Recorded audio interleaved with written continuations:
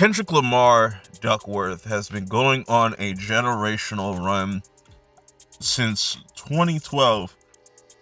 Some may say ever since he dropped Overly Dedicated, even from Section 80.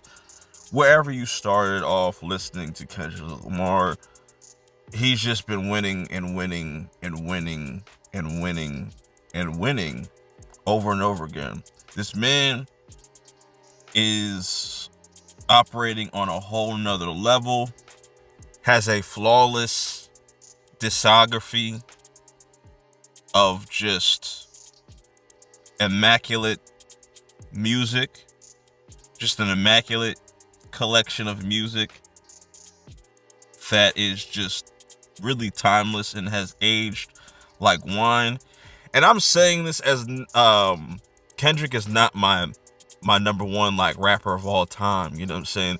Some of my favorite rappers I haven't even done reviews on. You know what I'm saying? I haven't reviewed none of their music, but that's just, I don't know why that is, but that's just me. But I have so much respect for Kendrick, just time after time after time.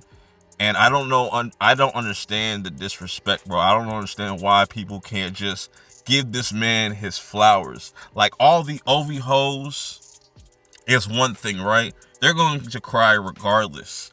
But it's like, after this whole performance, which Kendrick put on a hell of a show for a 13-minute set, which we can get into that, you know what I'm saying? I feel like there are some fair criticisms. There's some other like wild ass takes and some wild disrespectful things that I've been seeing, like people calling this a DEI show, which is like super wild, disrespectful. It's so clownish. It's like, I ignore that because I look at how big of a moment this is for just the genre of hip hop, and people can't just put their bullshit aside and just see how big this is for hip hop. You know what I'm saying? That the first rapper to headline this is, you know, Kendrick Lamar, a person that is a respected lyricist. He got a Pulitzer Prize, bro, for his lyricism. It's crazy. You know what I'm saying? And he's done nothing but stay true to himself, stay true to the craft, and just been respectful to the genre and to the whole culture, that he gives us these great moments and people will still never appreciate it, which is very much disappointing.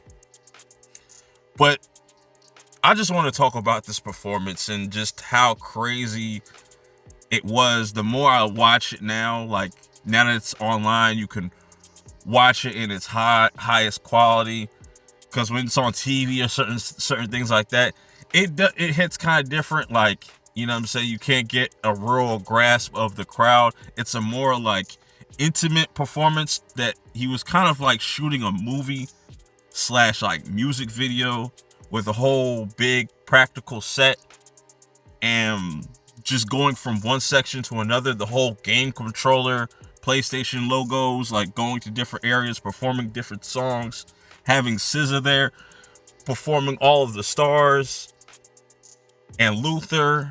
That was great.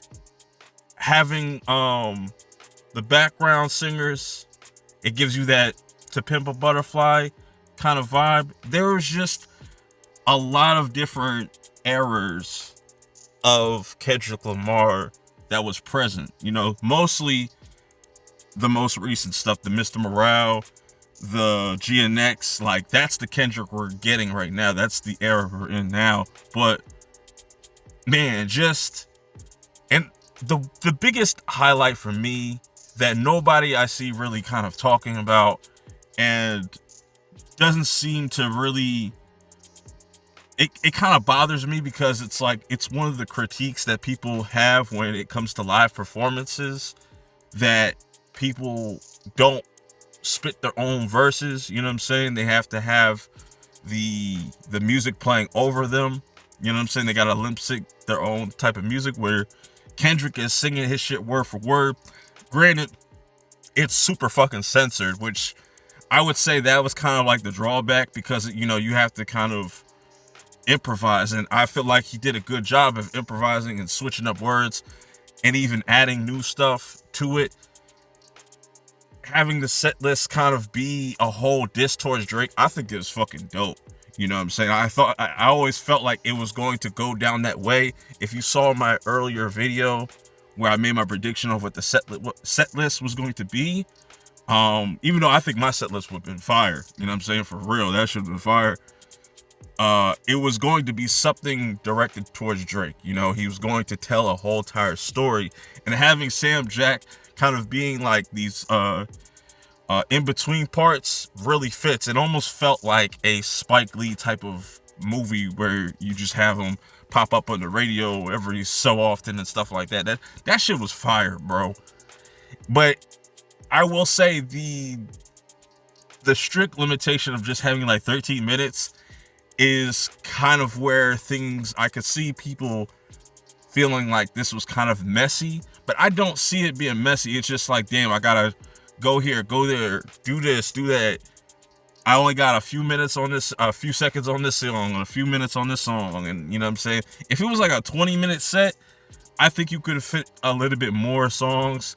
Some people were expecting him to do the songs he already did at the last Super Bowl he was at, but it's just like, I'd rather just hear some of the newer stuff because we're getting into that phase. He's about to go on this whole stadium tour. I just overall really like this performance. I love how unapologetically black it was, just how much it showed love to just Black America, like Black America as a whole, period. That shit was just fire. I don't care what nobody else has to say about this shit, because most of y'all just only tune in to hip-hop when it's about some bullshit. This is a great moment for just hip-hop, period. Kendrick's going to continue to win. I could see him being back at the Grammys next year, collecting some, you know what I'm saying, awards, and going on another crazy run.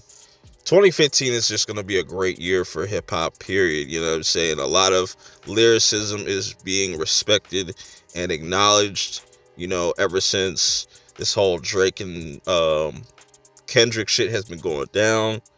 And that's what I love about it, first and foremost, and what a lot of people haven't been talking about, is that lyricism is being put back in the forefront, and a lot of the fake industry plant manufactured bullshit is starting to die off and lose its steam, and things are starting to get put right back into order. But I really like this performance. I want to know y'all thoughts on this performance. What would you have picked? I already put out my predictions, you know what I'm saying, what I would have put out from I would have done as the set list pretty much. But let me know what you would have played. What would you have done differently? What did Kendrick not need to change anything at all? You know what I'm saying? Just let me know how you guys feel about it. Till next time, I'm out. Peace.